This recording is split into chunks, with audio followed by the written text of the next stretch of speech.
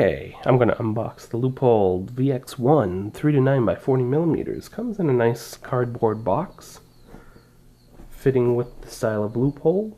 They mention their full lifetime warranty. Specs on this VX-1 3-9 by 40 millimeters matte with the duplex reticle.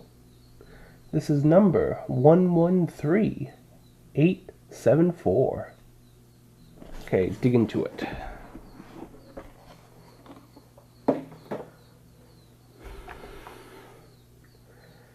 I love how it comes with these rubber scope caps.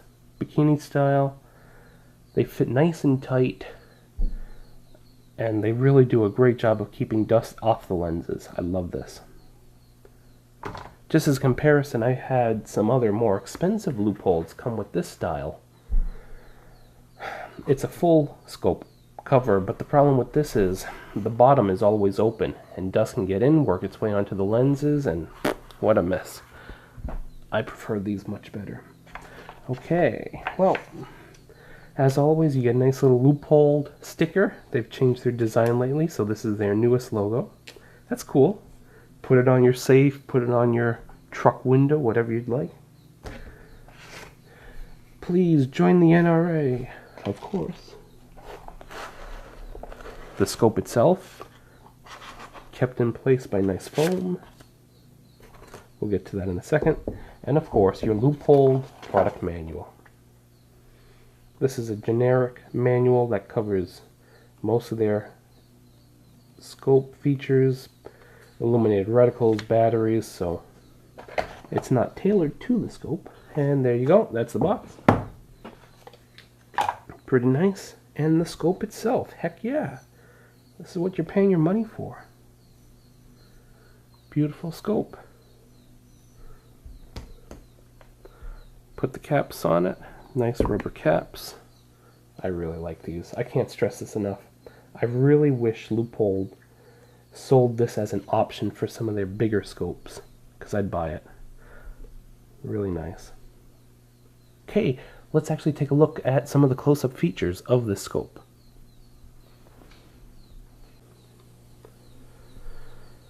Here's a close-up look at the Leupold VX-1 3-9 by 40. Starting at the back, you have your diopter corrector. It's this whole piece of the eyepiece, well, the whole eyepiece, I should say, and it's lockable, so you have a little lock ring. To adjust it, you loosen the lock ring all the way, and then you turn the whole eyepiece.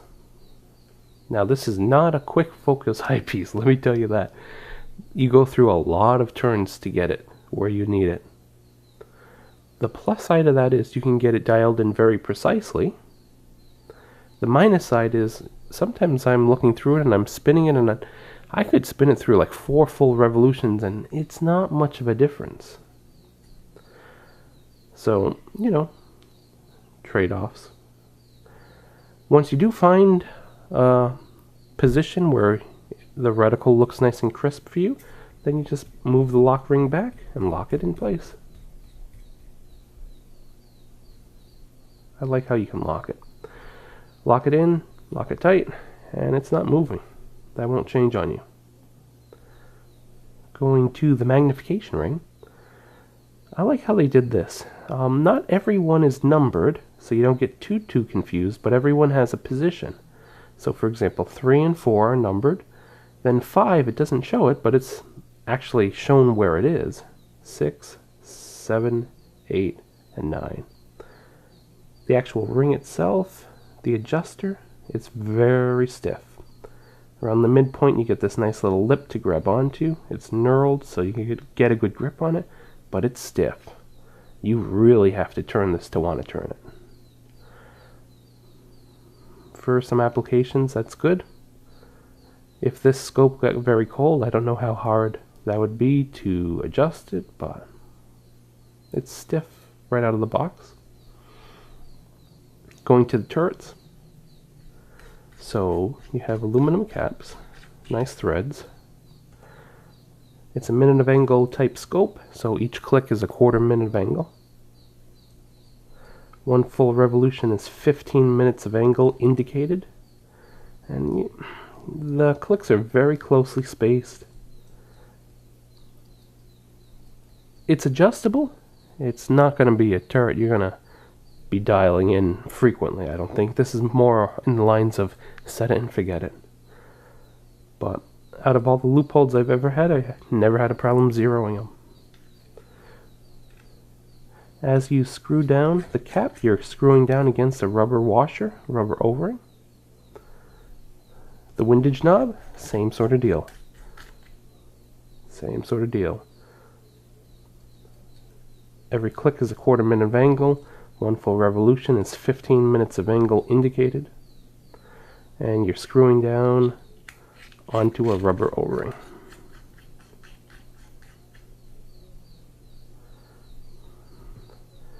Little Leupold logo. And the bottom, let me flip it around so you can see it. USA, designed, machined, and assembled. Pretty cool. Going to the eyepiece, sorry, not the eyepiece, the objective. You get that nice little gold band, and it is threaded over here, so you can put a sunshade, an optional sunshade. Didn't come with it. And then you got a nice big lens, 40 millimeters. And now I have some pretty bright lights on. And I think you can see there's not a whole lot of reflection going on.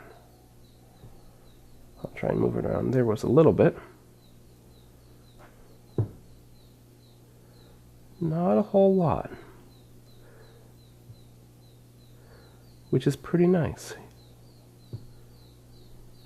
At the back end, same sort of deal. Not a whole lot of reflections. I've seen many scopes much worse than this. This is perfectly good. And that's about it for the up-close features. There is one little downside that I noticed with this scope, and I actually first noticed it as I was taking video of the reticle. Let me push it far away. See that right there? That little dot moves around as I move it around. That is not on the front or rear lens. That's something on one of the internal lenses. And that's pretty disappointing.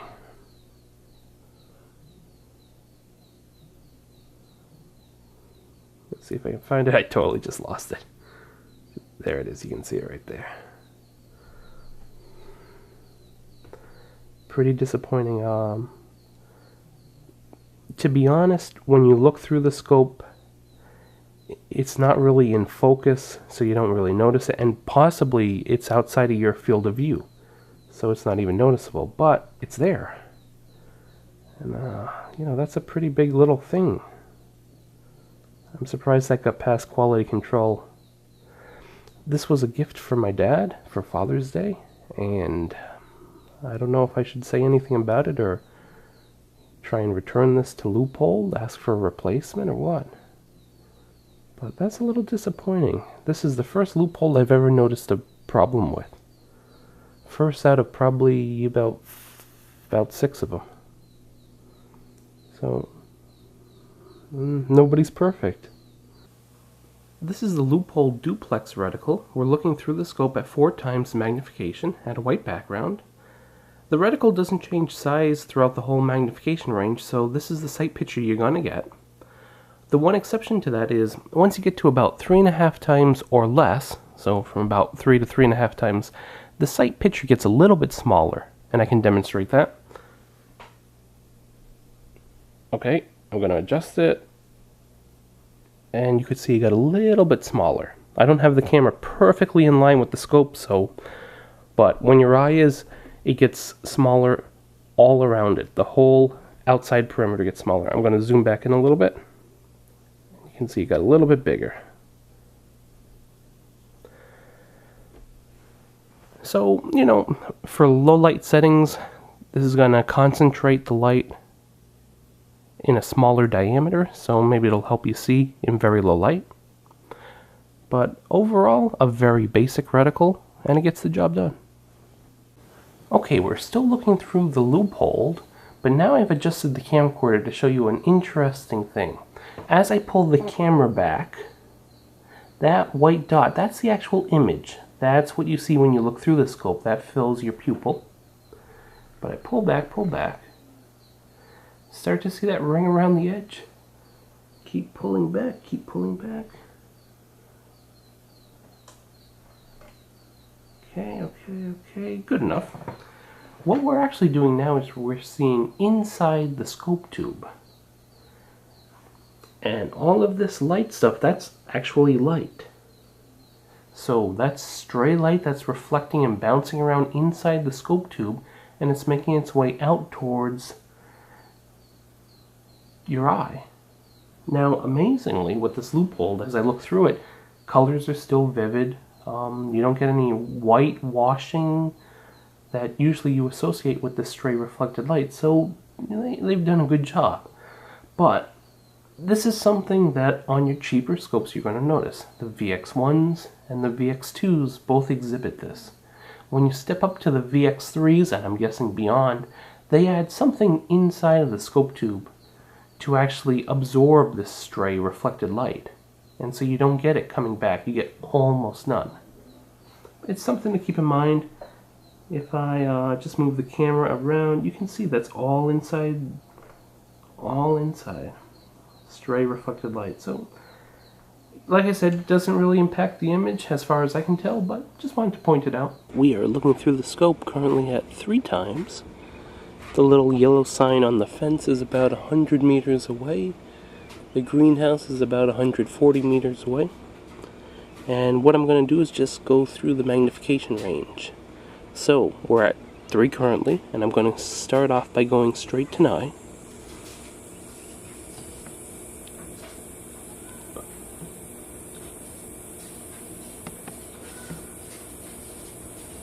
Camera is set at fixed manual focus and manual exposure. And I'm going to work my way back down to 3. Okay. 3 times. This is 4 times. This indicates 5 times. This is 6 times. 7 times. 8 times. And the maximum 9 times.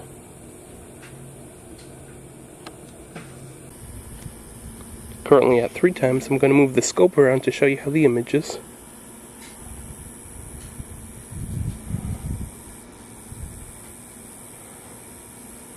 Very flat.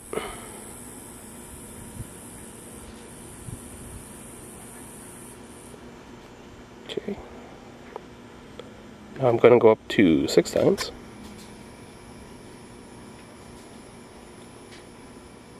Okay. Again, moving the scope around. Image is still very flat.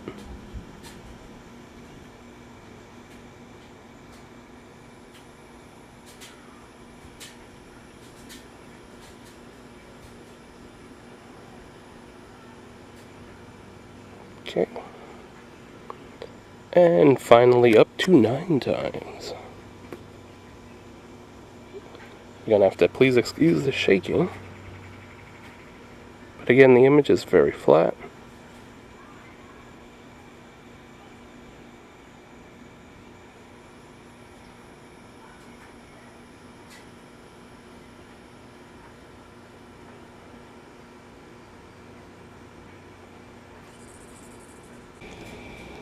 This palm tree is very close. We're at 3 times magnification. I'm just going to go down the street.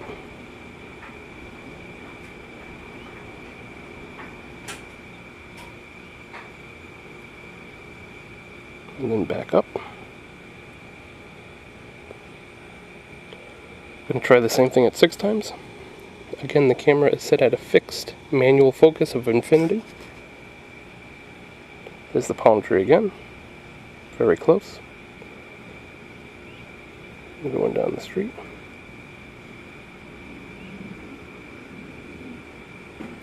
That car down there is about 130 meters. The palm tree, I would estimate, maybe about 7 meters. And I'm going to go up to 9 times. So you can see the palm tree is blurry because parallax is not adjustable. This is 9 times, going down the street.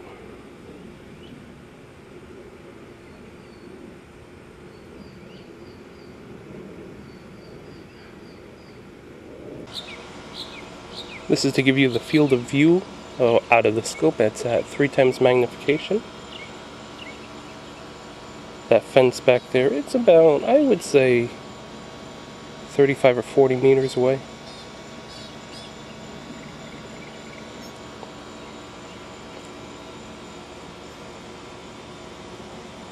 I'm going to start pulling down closer. You can see when it starts to get blurry.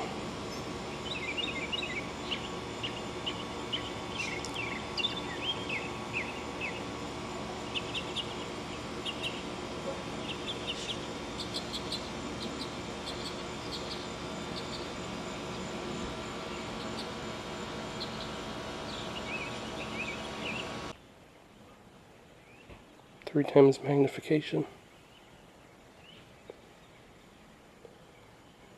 Giving you an idea of the field of view.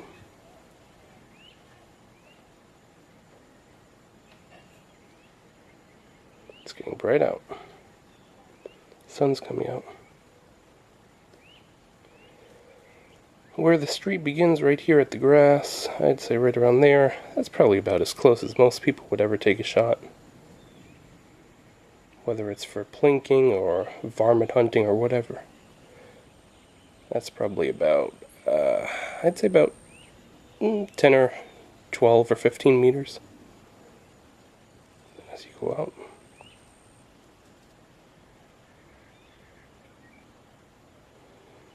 Boy oh boy, you know, for the price you can't beat Leupold glass.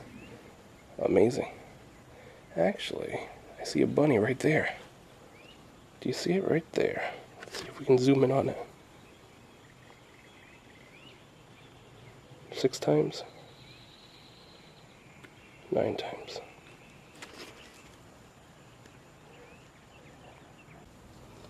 Okay, here is a bunny. You can see it right there. Now I'm on a table, a little more sturdy. Currently at 9 times the maximum magnification.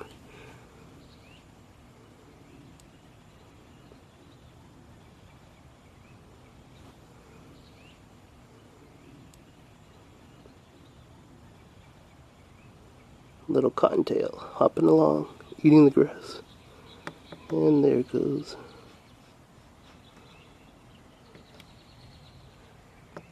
Pretty cool. So that gives you maybe an object of reference if you know how big a standard cottontail rabbit is. Pretty cool.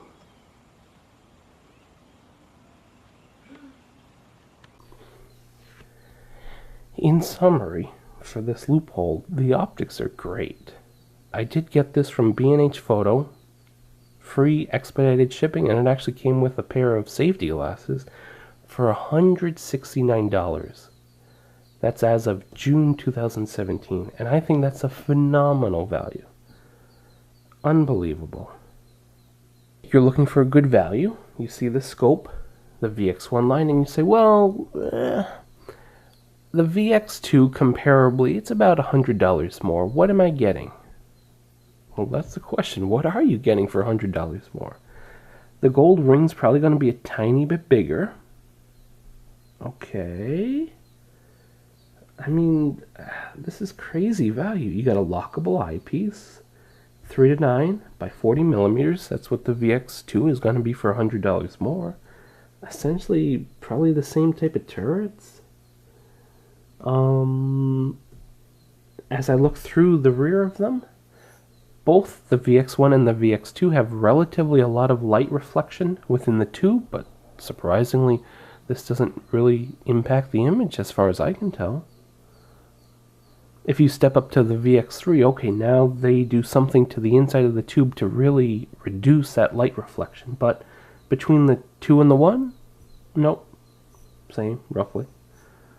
Now I own a VX2, 3 to 9 by 40 millimeters in matte. I've compared them side by side. I've looked through them, and you know, I don't see it. I just don't see it.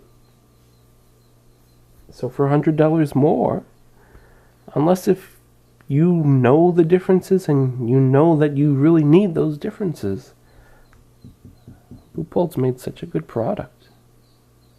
It's unbelievable. I would highly recommend the VX-1, and I do highly recommend it. For $169, free shipping, scope caps, free pair of eye protection, whoa, lifetime warranty, made in America. I would highly recommend the scope. Highly recommend it. What a great value. Well, I guess that about summarizes it. I hope this little video review was helpful. If you still have any questions, feel free to contact me or leave a comment, and I'll do my best to help you out. Have a wonderful day, guys. Bye.